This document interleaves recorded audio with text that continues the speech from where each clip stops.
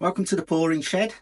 Now today I'm going to answer a question. I've had a couple of people email me and reach out to me asking how do I go about glazing my melt dishes and preparing them before I start melting down silver and pouring my silver.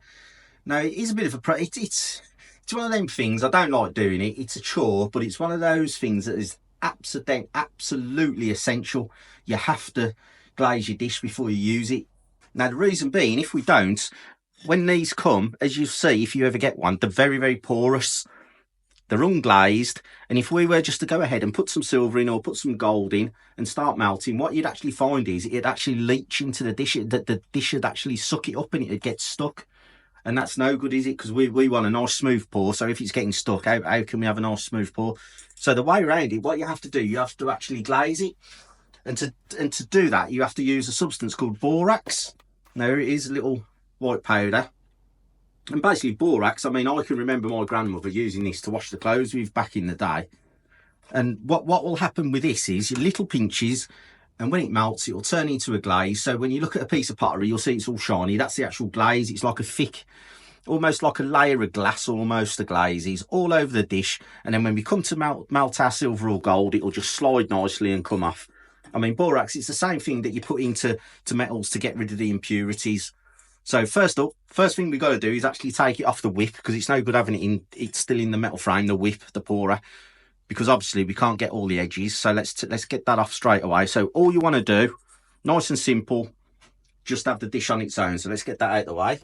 You need your MAC gas, obviously, your gas and your torch. I'll explain the process first. You go little pinches, just very little pinches all the way around the edge. And what you'll find is some will go flying off, because that it always does, the powder. But it'll then start, gravity will then start taking it into the centre, and it'll pull in the centre.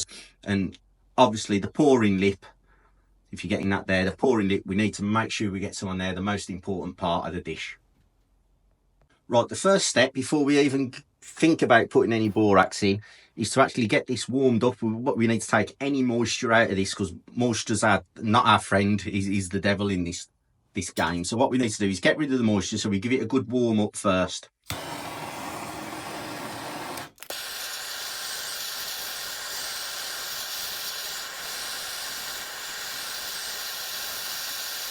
As you'll see, the dish is starting to turn colour. You'll see the red. So it's starting to glow slightly. That's what we want. We want to get rid of all the moisture. Get that red glow on the go. Right, so what I'm going to start doing now is just adding little pinches, just all around the edges first, little pinches of the borax.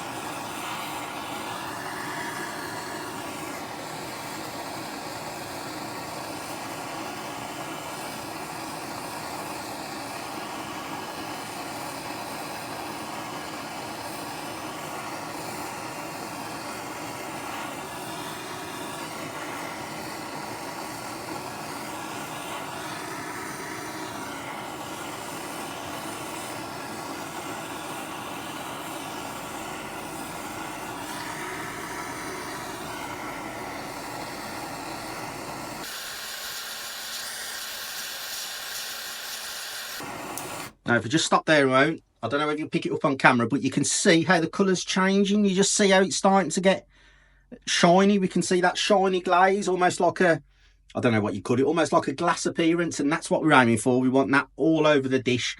So I'll just carry on and do all the dish now. Again, just going all the way around the edge to start with.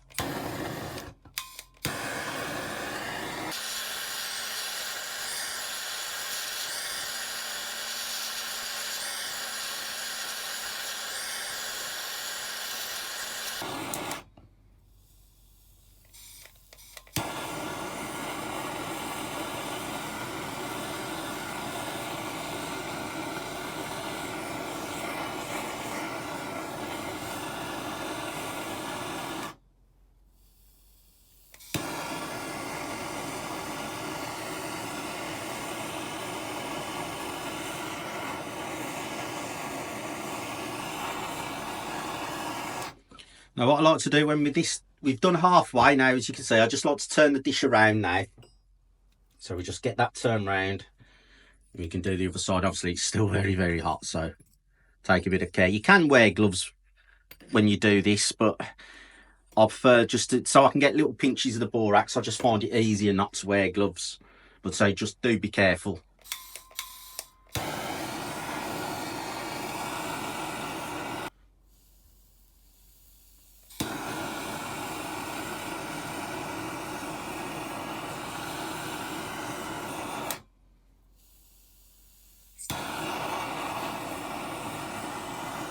Now we're coming to the lip here, so I like to get a good glazing on the lip.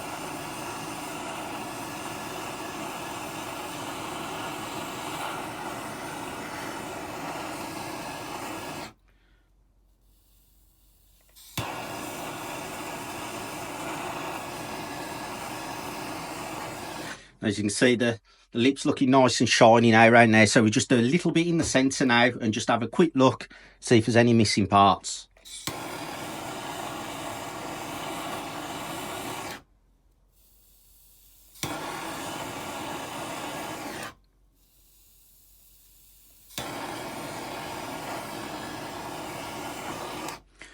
There you have it. There's a nice glazed malt dish, and when that's cooled down it'll all be shiny and it'll stop any of the silver or the gold absorbing into the dish, and that's the way I do it. Now if you've enjoyed this video, check this one out here as I actually show you how I pour a silver bar.